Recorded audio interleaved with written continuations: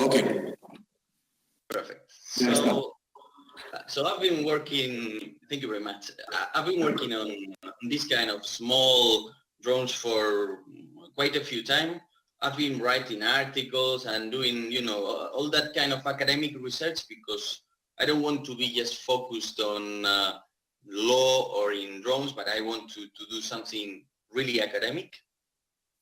So here we go, small unmanned aircraft vehicles, and how are they going to do it in the future? First of all, production and acquisition.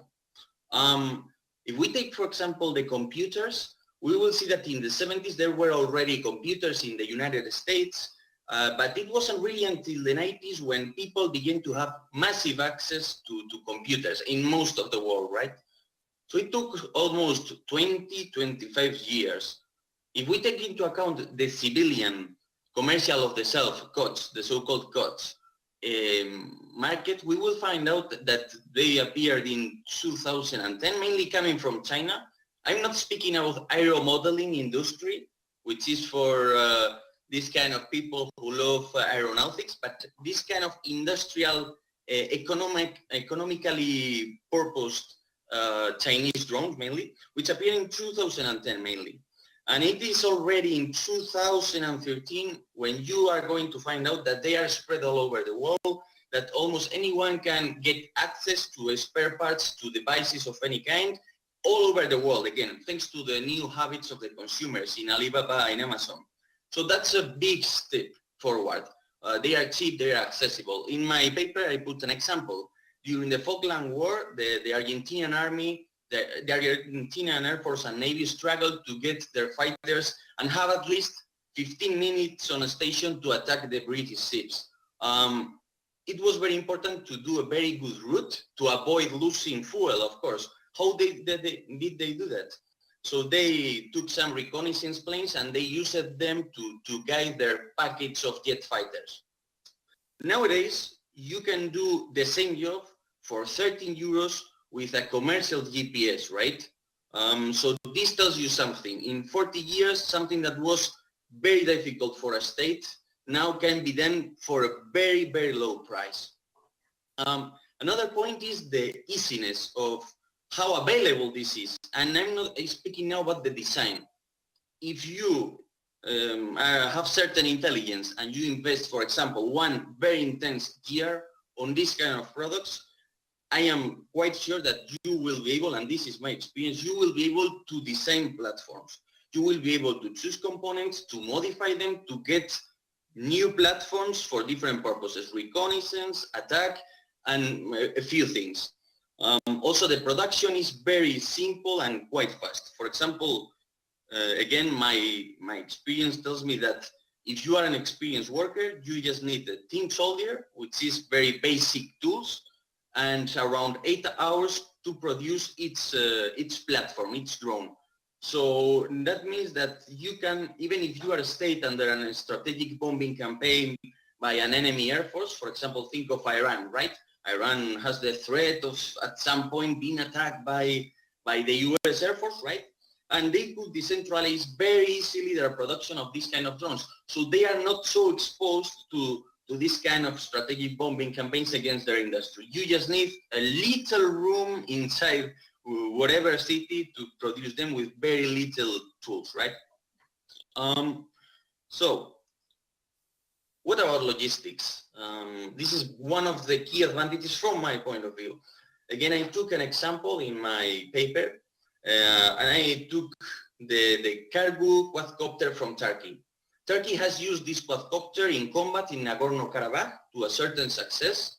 So it is combat proved, and it is a quadcopter. It has 4 engines, right? So I took some calculations and I find out that in a standardized 20-feet container, you can put inside more than 200 of these drones. So just one container, 200 of these drones. What can they do? They can carry explosive charge, they can carry a small payload, maybe a small liaison receiver. They can carry, of course, thermal cameras, laser radars, and they can coordinate each other. The Turkish actually have very basic swarming capability, but this is going to grow up in the next decade, obviously, and this will provide something very unique. More even if we take into account that, for example, for one TR-85 tank of the Romanian army or for an M1 Abrams from the US Army, you need to move around 1 ton of ammunition just for one tank. So to get all the main rounds of one tank, you need to move more or less 1 ton of ammunition. The whole 20 feet stand race container with the 200 drones with different capabilities and able to coordinate each other weighs 1.5 tons. So if I have to make a choice, if I have a little time and I have to choose what I send to the front, I think that here these kind of drones have a very big advantage. So they are especially well suited for light infantry, for mountain forces, and rapid deployment forces, rapid reaction forces, sorry, and this kind of units. Also, they are very useful in their logistical, in the transport versions of these kind of drones, which can carry maybe 1, 2, 3, 4, 5 kilos. They are very useful for last mile logistics. Remember how Saddam Army logistics was destroyed, obliterated in the 91 by the US Air Force, and it was really difficult to bring supplies to the front. So with these drones, we can get a range, as we are going to see, of 20 kilometers. You can just send a lot of them with small payloads, bringing bullets, food, water, whatever is needed, and that will make you, much more effective in the front line. What about, well, these are two examples of this kind of drones in their explosive suicide mode. These are from Poland. It's not Silicon Valley, it's Poland. This is relatively easy to develop. And as you can see, these are the two typical different types that you are going to find. Quadcopter and fixed-wing aircraft. So their tactical capabilities. We already speak about interconnection. You can jam my radio link with the ground station, but I can prepare some, not even algorithms, some simple classical programmation to be able to just make a safe return to some point if I lose the radio link, right? They can be interconnected. They can reach speeds, if you design them for that, you can reach 300 kilometers per hour.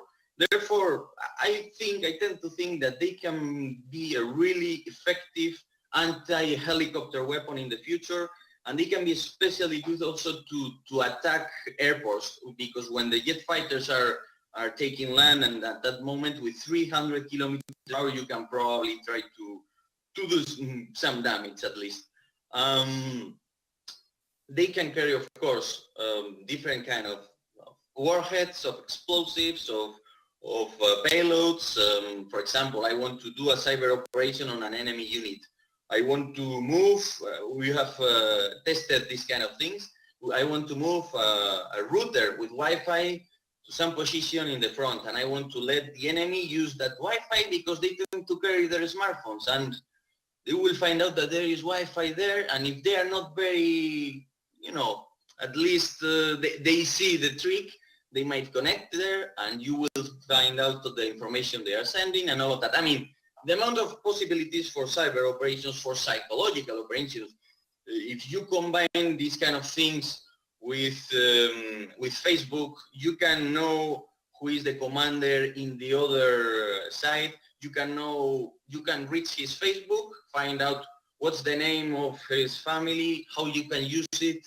You can send a drone with a speaker to tell him that information, your daughter with certain name. I mean, the possibilities are really huge. Psychological operations, cyber, combined. Well, I guess you can see it. They are usable en masse. This is important. Because if we think, for example, anti-tank defense, ATGMs, Fagot, Concus, Cornet, whatever ATGM we're speaking about, you cannot put a lot of them per kilometer, right? You have to do a deep defense to defend from an armored attack. Because you cannot put a lot of them, or because our artillery might kill them, or you have the problem that there is not a lot of positions to put them without being watched by the tanks and all of that.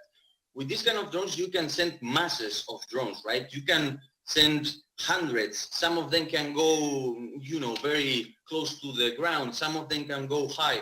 The amount of possibilities is really important. And take into account that it is easy. It's easy to reach 20 kilometers. It's not a predator, of course. You can have an endurance of 3 hours or something like that, but it is a relatively important capability from my point of view.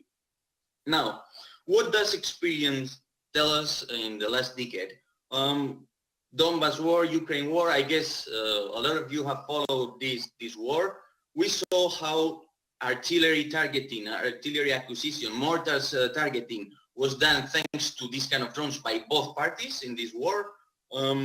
We saw in 4 days war between Armenia and Azerbaijan how the Azerbaijani swaps played a key role, and really after that the Armenians tried to develop some of these kind of loitering ammunitions, kamikaze drones, whatever you want to call them. Marawi battle, Filipino army. When ISIS got inside Marawi, it took more than 7 months to kick them out. The Filipino army took advantage that the main industry for this kind of drones is in China, and there is a lot of workshops actually in the Philippines who repair this kind of drones from China. So Filipino army go to these workshops and tell them, oh, I need those drones, repair them, bring them to me. And they used them massively in the Marawi battle to defeat ISIS. They were using them mainly to inspect buildings, right?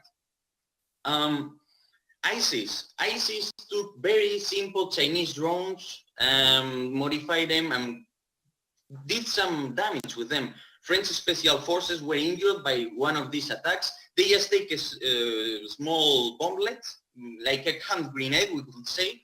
They threw it from 100 meters. It is not super, you know, precise because it is just done by eye, but they were able to destroy some tanks. They were able to destroy some, well, to make the Iraqis fear when they began to hear the drones. I mean, there are effects there. I can tell you, for example, that in Deir ez-Zor, the Syrian army lost a whole logistical depot because of that tactic, because ISIS, they established in the stadium of Deir ez-Zor a temporary depot with oil, lubricants, all kind of ammunition, right? It was just temporary.